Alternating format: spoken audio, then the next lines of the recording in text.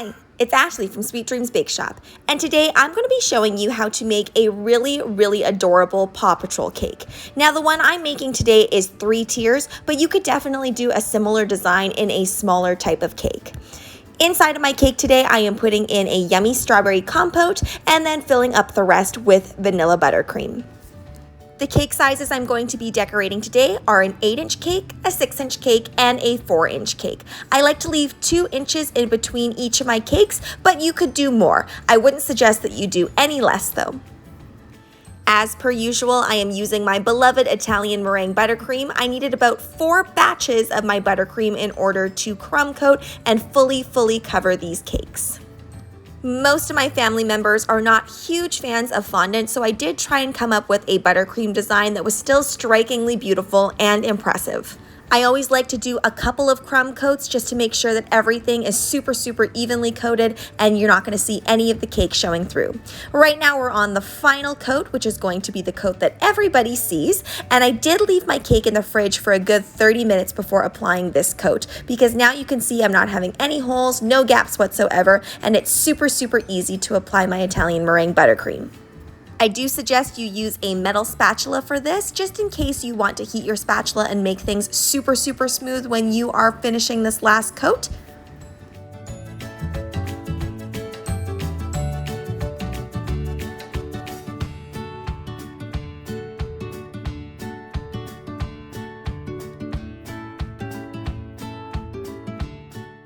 In order to get this straight edge on your buttercream, it's really important that you kind of take your spatula and make sure that you're holding it at an angle so it just kind of cuts across and gets rid of any of that excess buttercream.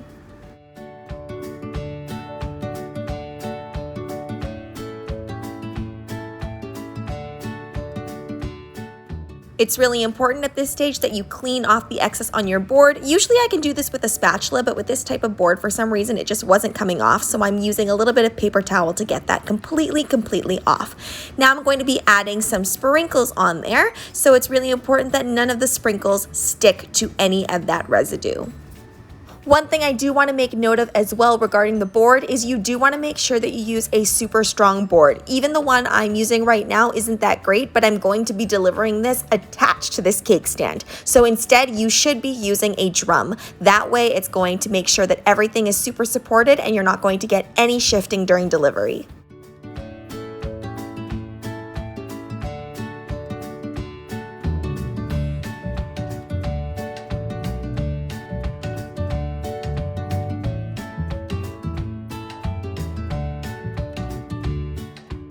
Part of the magic and the whim of this cake is making sure that you're using different types of sprinkles, varying in sizes and shapes. So I have seen a lot of Paw Patrol cakes, and usually they just follow the primary color palette. But this time around, I wanted to kind of really make sure that the cake was built off of the character itself. So looking at Everest, she has a lot of purples, whites, blues, and silvers. So I'm making sure to incorporate a lot of that into the cake.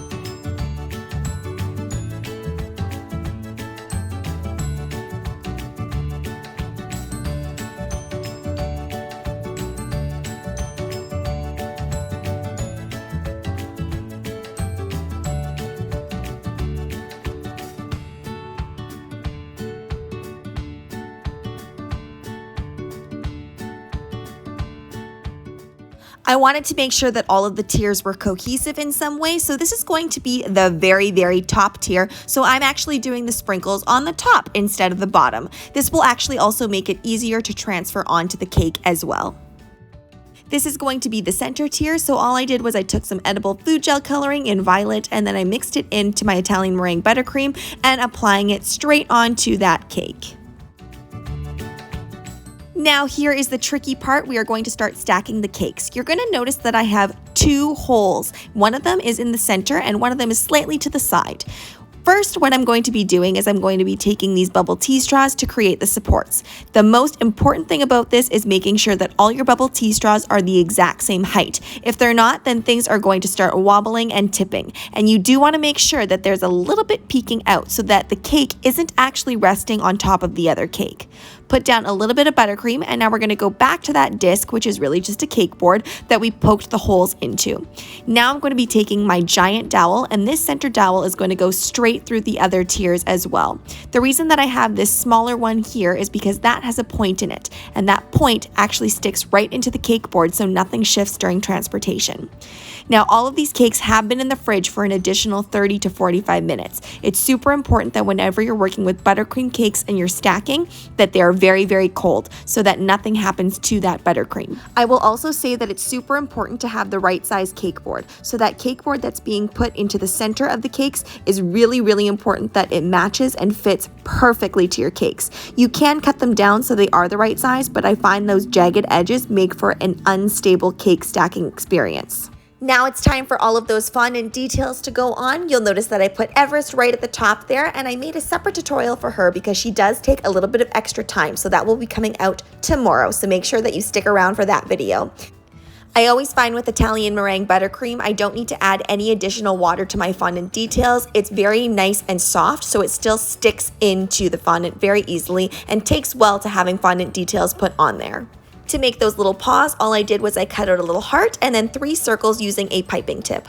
Then I put on this number 3 here, and I'm adding just some little paws by rolling up some balls of fondant, flattening them with my fingers, and then putting them on. I am using a little bit of water to adhere the fondant to fondant. Now I'm creating a buttercream border. All I did was I mixed in a little bit of purple with a little bit of blue and a little bit of white in there to create just a fun little border here. I'm using a multi-star tip or a French tip, and I'm kind of using a circular motion to make that border. You can really use whatever you want to make the border. You could even use fondant to make little belts for the Paw Patrol cake, but I just wanted to keep this looking very, very delectable, so I decided to go with a buttercream border.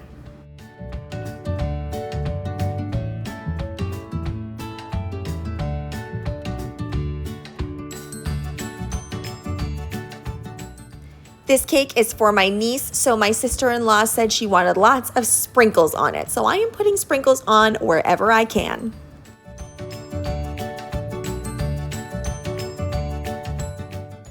My camera was running out of battery, so unfortunately I did not get myself making that bow into view, but eventually I will be making a whole video dedicated to how I make different types of bows.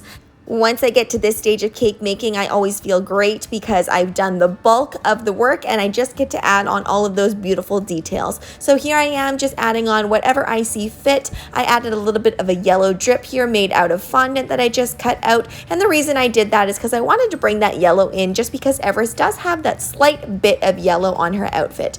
Now I'm using my favorite glitter spray. This reminds me a lot of the types of cakes that I learned how to make at the commercial bakery when I was working there. I don't do a lot of buttercream only cakes, so this was really, really fun to just kind of let my creativity flow for my niece's birthday.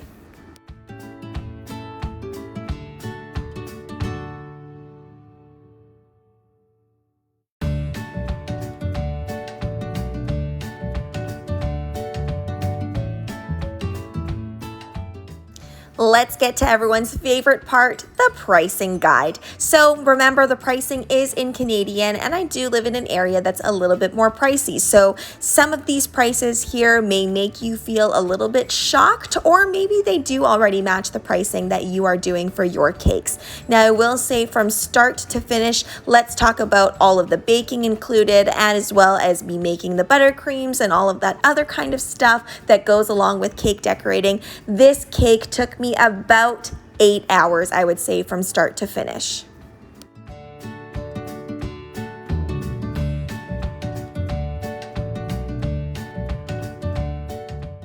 A huge happy birthday to my little niece, Charlotte. Thanks so much for watching, guys. Don't forget to like, share, and subscribe so you can be part of the Sweetie fam. Right now, I'm uploading daily, so make sure you hit that notification bell so you know when I upload. Also, be sure to comment, request, or ask a question. I love hearing from you guys.